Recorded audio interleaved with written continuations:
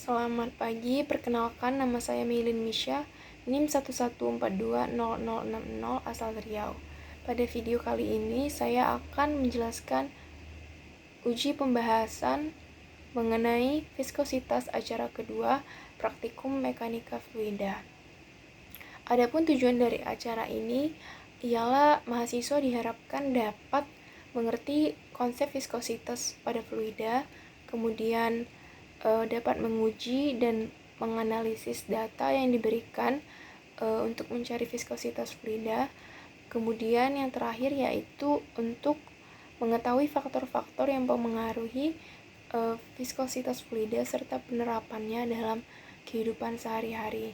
Secara umum, viskositas itu sendiri dapat didefinisikan sebagai kekentalan dari suatu fluida yang dimana kekentalan ini disebabkan oleh gesek partikel-partikel yang berada di dalamnya.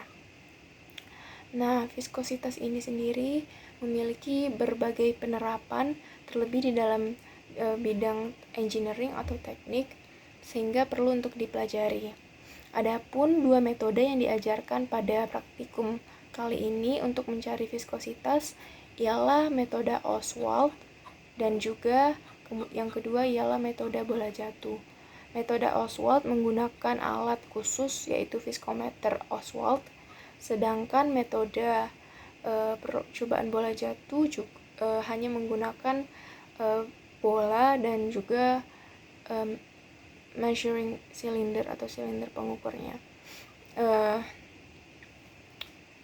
Pada praktikum kali ini digunakan metode kedua karena keterbatasan alat. Nah, yang pada praktikum kali ini juga diberikan data-data sekunder seperti diameter, gravitasi, massa kelereng, massa piknometer, ketinggian dari bola, waktu tempuh kelereng dari atas hingga ke bawah permukaan, kemudian massa gabungan dari masing-masing fluida dengan piknometer, dan dicarilah viskositas masing-masing fluida.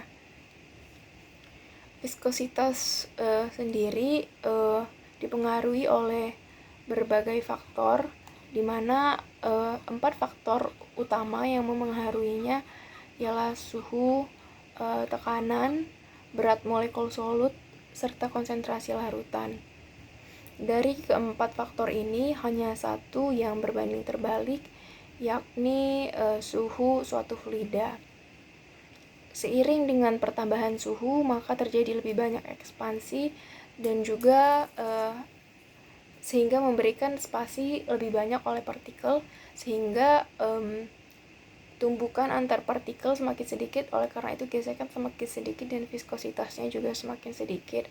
Beda halnya dengan konsentrasi larutan, berat molekul solut, dan tekanan yang berbanding lurus terhadap viskositas suatu fluida.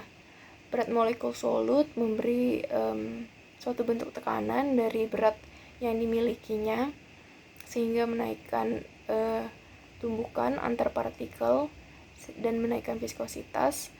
Sementara pada kasus konsentrasi larutan, semakin banyak atau semakin tinggi konsentrasi suatu larutan, maka semakin padat dan semakin berkuranglah spasi antar partikel.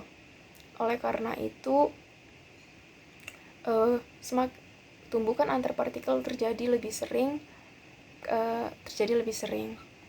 Nah, faktor-faktor tersebut, selain faktor-faktor tersebut, ada juga faktor-faktor lain yang tidak dibahas pada praktikum kali ini. Dengan metode bola jatuh, kemudian kita akan mengukur viskositas daripada fluida yang telah diberikan, yaitu fluida air, minyak, dan oli. Sebelumnya, prinsip daripada metode bola jatuh yaitu jika sebuah bola bergerak dalam suatu fluida, maka akan membentuk garis arus-arus yang membentuk pola simetris di sekeliling bola tersebut. Sehingga jika kita mengukur tekanan terhadap suatu titik sembarang yang menghadap arah alir datang itu akan sama dengan tekanan pada arah alir berlawanan. Selain itu ada juga konsep yang berkata bahwa laju terminal akan konstan jika resultan gayanya itu berjumlah 0. Untuk mencari viskositas pada praktikum kali ini, praktikan juga diinstruksikan untuk mencari viskositas kinematis dan viskositas dinamis.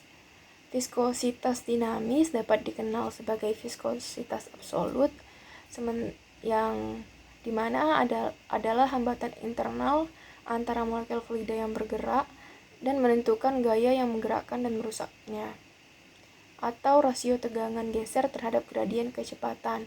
Sementara viskositas kinematis secara matematis ialah perbandingan antara viskositas dinamis tadi dengan kerapatan fluida. Kemudian dilakukanlah perhitungan dan diperoleh data viskositas dinamis serta viskositas kinematis untuk masing-masing fluida. Setelah dirata-ratakan, diperolehlah viskositas dari yang terendah hingga tertinggi, yaitu air, minyak, dan oli.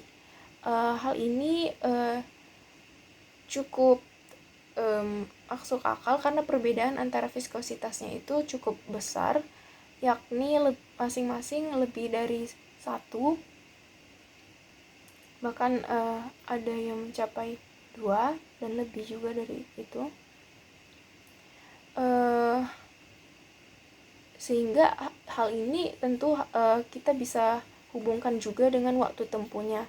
Saat dilihat dari waktu tempuh yang sudah diberikan oleh asisten, kita juga dapat mengaitkannya di mana waktu tempuh yang sudah dirata-ratakan untuk air yaitu 0,79 second, untuk minyak 1,01 second, dan untuk oli 1,35 second. Hal ini masuk akal karena semakin tinggi kekentalan suatu fluida, maka semakin susah suatu benda untuk menembusnya, sehingga waktu yang diperlukan akan lebih lama. Sehingga jika air memiliki waktu tempuh yang paling rendah, artinya fluida tersebut memiliki resistensi yang paling kecil, sehingga viskositasnya juga dapat dikatakan juga yang paling kecil. Nah, beberapa penerapan daripada konsep viskositas ini sendiri dapat dilihat pada banyak industri. Beberapa contohnya ialah industri otomotif, seperti penggunaan konsep viskositas dalam hal memilih oli yang terbaik untuk suatu kinerja mesinnya. Seperti contohnya pada saat ada kompetisi balap internasional, ataupun untuk penjualan mesin atau mobil lainnya. Nah, selain itu juga pada bidang teknik lingkungan secara spesifik dapat digunakan untuk menghitung gaya tekanan yang efektif untuk menyerap tumpahan minyak di lautan.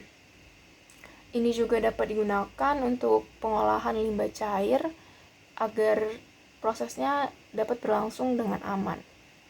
Sekian dari saya. Mohon maaf bila ada kesalahan. Terima kasih.